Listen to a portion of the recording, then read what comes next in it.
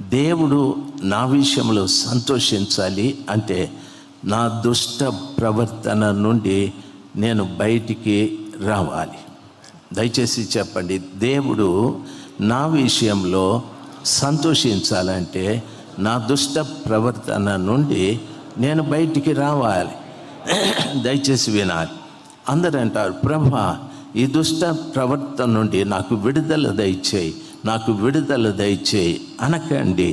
యేసు ప్రభుల వారు మనల్ని విడిపించటానికి పరలోకం నుండి వచ్చి కపాలమని అర్థమిచ్చే గొల్గొతా కొండపైన సిలువలో తన ఆఖరి రక్తపు బొట్టు వరకు కాచి ఆయన ప్రశస్తమైన రక్తముతో మనల్ని కడిగాడు.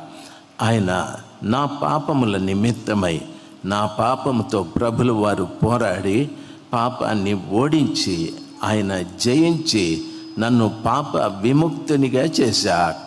ఆ రీతిగా పాప విముక్తినిగా చేసిన ఆ కృపగల దేవుని ఎప్పుడూ నేను సంతోషపరిచే బిడ్డగా ఉందునుగాక.